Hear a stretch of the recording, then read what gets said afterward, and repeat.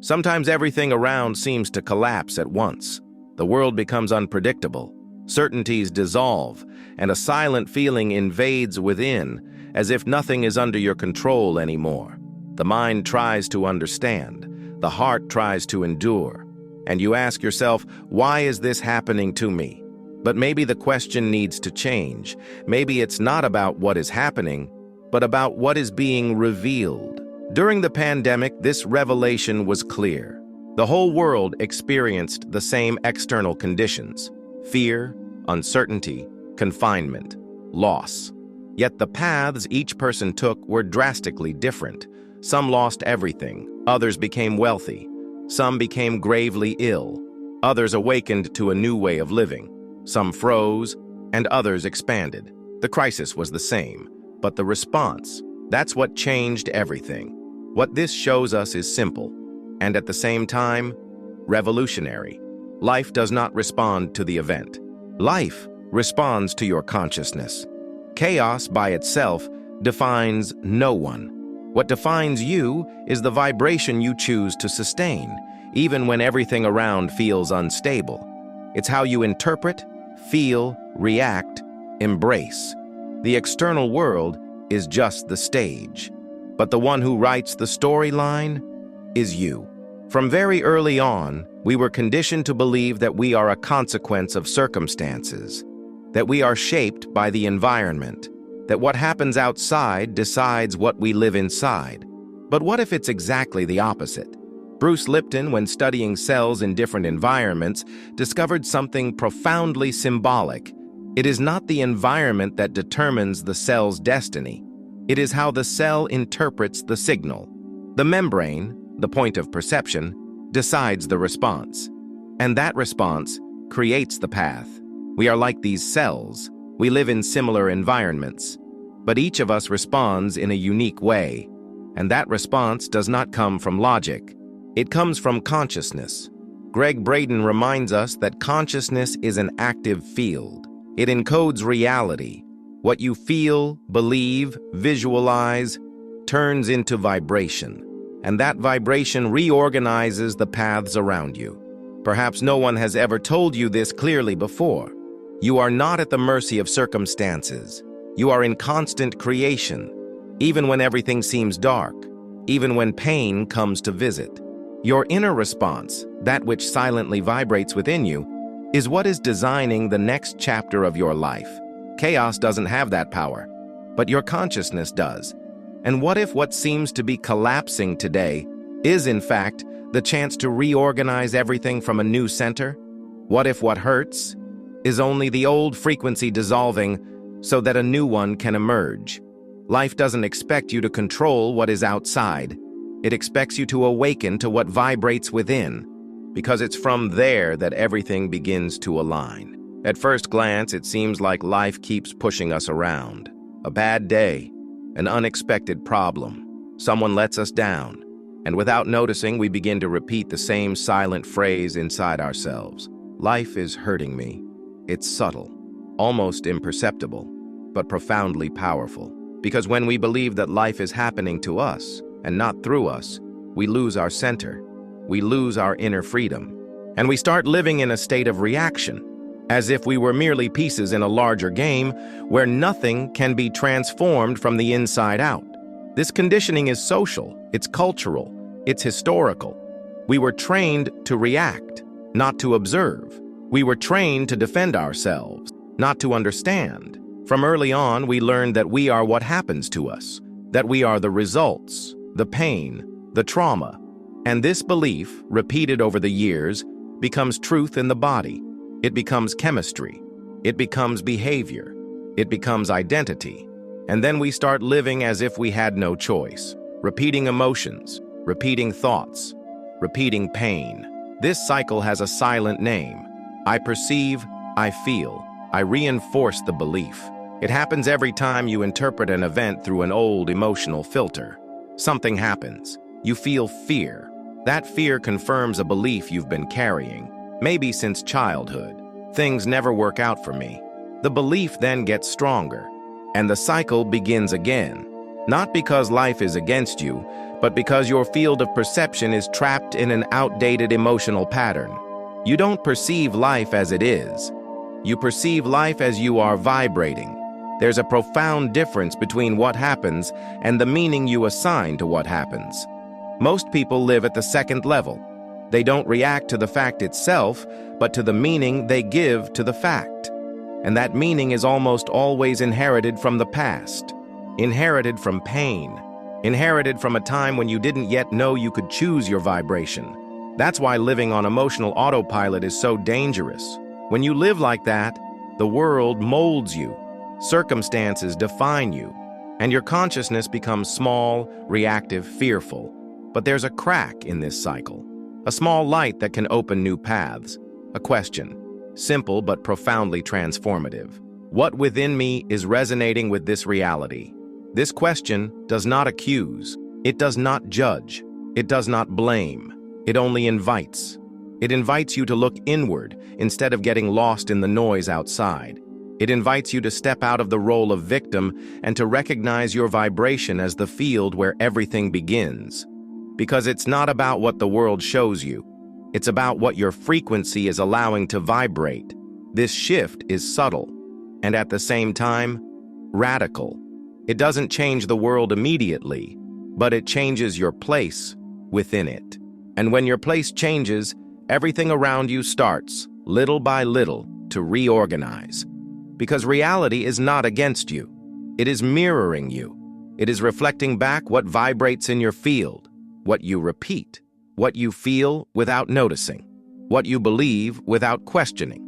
When you shift the vibration of the question, life begins to respond with new possibilities. And that is where true awakening begins. There is something profoundly liberating and at the same time unsettling about discovering that your body listens to everything your soul believes, that your cells, in silence, are vibrating the stories you tell yourself. That biology is not only flesh, bone, and genetics, but also belief, emotion, and energy. This is one of the most powerful revelations of contemporary spiritual science, and yet it is one of the most ignored. Bruce Lipton, through epigenetics, shows us that DNA is not an unquestionable destiny. Contrary to what was believed for decades, our genes are not a fixed script. They respond to the environment, and the environment in our case is not just the external, it is the internal. It is what you feel. It is what you think repeatedly. It is the story you feed every day. It is your emotional signature. Your perception of the world alters the internal biochemical environment, and that environment commands the genes that will be activated or silenced. In other words, your body vibrates what you believe. When you unconsciously repeat that you are not enough, that you don't deserve, that life is hard, your body listens.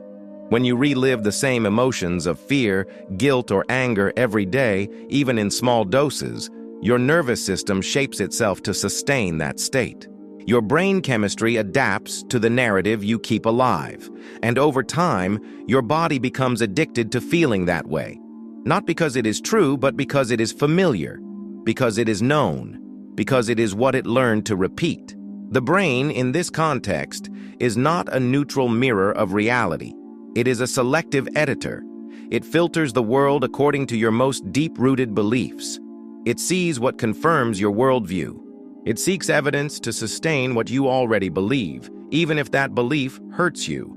And thus, a subtle yet powerful cycle is born. You feel an emotion. That emotion feeds a thought. The thought reinforces the emotion, and everything repeats.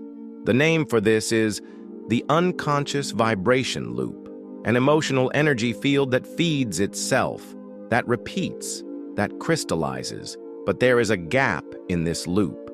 There is a point of consciousness that can interrupt the cycle, a moment of pause, an instant of presence.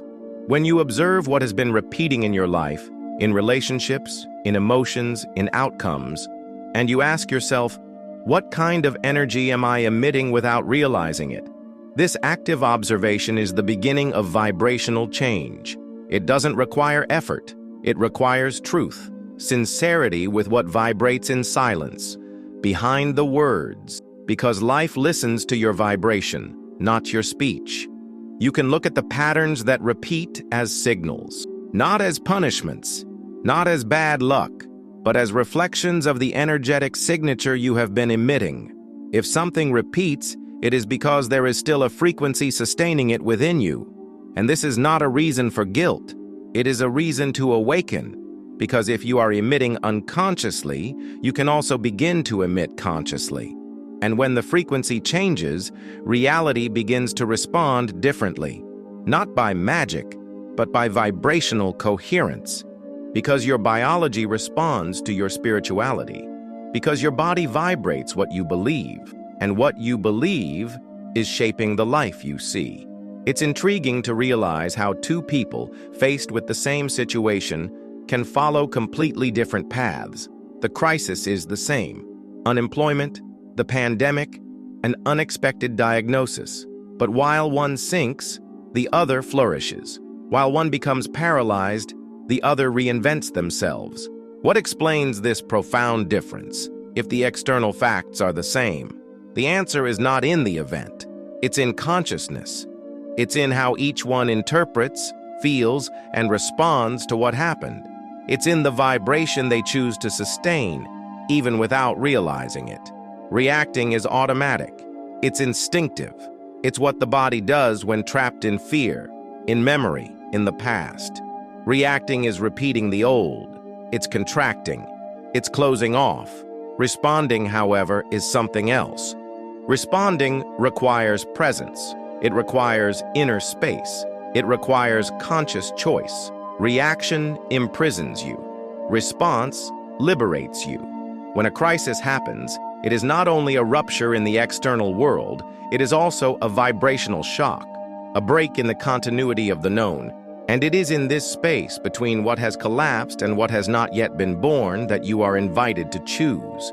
But if trauma is not resignified, if pain is not understood, if the feeling is not embraced, that space is taken over by fear. And fear paralyzes. Fear closes possibilities. Fear repeats the past. There is a powerful image for this: the vibrational blind knot. That internal point where you are so immersed in the pain that you believe the pain is you. You no longer differentiate between what you feel and what you are. You no longer perceive that there is a consciousness behind the emotion. And so, you live imprisoned by what you suffered, unconsciously feeding the very frequency you wish to change. But when the knot begins to be seen, and not just felt, something opens, because you are not what happened to you. You are the one who chooses what it will mean. There are stories that move us because they reveal this invisible fork in the road. People who lost everything and, by looking inward, found a new sense of meaning. Others, faced with the same loss, sank into the pain and remained there, not out of weakness, but because they were never taught to look beyond the pain, because they didn't know there is a space of choice between the impact and the response, between collapse and creation. It is not about denying pain, nor about romanticizing crisis, but about recognizing that what transforms is not what happens, but what you do with what happens. It's the meaning you give. It's the emotion you sustain. It's the frequency you feed, even when everything seems to fall apart, because the same crisis can be the end for one person and the beginning for another. And what separates these two experiences is not the world. It's the level of consciousness with which the experience is lived. This consciousness does not come from strength. It comes from presence. It does not come from control. It comes from surrender. It does not come from outside. It comes from the most intimate place within you. That place that still knows that even in the dark, there is light. Even in pain, there is learning. Even in the fall, there is ground. And that ground is vibrational. It is silent. It is where you choose, even in the midst of chaos, what response life will mirror back to you. We live in a world that has trained us to seek control. Control over circumstances, control over people, control over the future. But the paradox is that the more we try to control the external, the more lost we feel inside, because the deepest truth is that the control we seek outside was never there. The true power is not in what happens, but in the frequency with which you respond to what happens. This is a subtle but transformative inversion. When you begin to realize that your inner field is the only place where something can truly be adjusted, everything changes. Because the response you emit, not the event you face, is what begins to shape your reality. There's no magic in this. There's vibrational coherence. The universe does not react to what you wish with your mind. It responds to what you vibrate with your heart. And it is at this point that a silent yet powerful tool emerges. A small act of self-observation that can interrupt the automatic pattern and open space for a new vibration. What am I feeling? What am I believing? Does this bring me closer to or further from what I want to live? These questions are not logical. They are vibrational. They don't seek a rational answer. They seek inner listening, a moment of truth, an instant of presence. Because when feeling and belief are misaligned, you send out confusing signals. You desire something but vibrate scarcity. You ask for peace but emit fear. And the universe, in its perfect neutrality, simply responds to the predominant emission. What is coherent manifests. What is merely a disconnected desire dissolves. That is why emotional coherence, when heart and mind vibrate at the same frequency, becomes a resonance point with new realities. Joe Dispenza reminds us of this with clarity. You don't attract what you want. You attract what you are, vibrationally. And being, in this context, is not a label. It is a state of presence.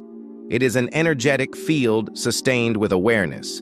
It is when thought joins with feeling, creating a vibrational signature that the quantum field recognizes and reorganizes. To practice this, imagine a place within you that does not shake with the winds outside, a stable space, an inner temple, where anything can happen, yet nothing takes you out of presence. This temple is not physical. It is symbolic. It is emotional. It is energetic. It is the point where you stop being hostage to events and become a center of conscious emission. Because when you anchor yourself in this space, you stop spinning with the world, and you begin to create from silence. And perhaps this is the greatest secret of frequency. It does not arise from force. It arises from consciousness. And consciousness only flourishes where there is space for listening, for pause, for truth. True control is not in predicting what will come. It is in sustaining a vibration that is coherent with what you desire to live, even if the world still says otherwise. Because your response, that silent, continuous vibration, is creating the field where your new reality begins to take shape. There is a delicate wisdom in the way life returns what we emit, not as punishment, not as reward, but as reflection. Reality does not judge. It simply rearranges the pieces based on the predominant vibration of your consciousness. And the more you resist this, the more it feels like life pushes against you. But when you understand this quantum mirroring, something inside you begins to grow still.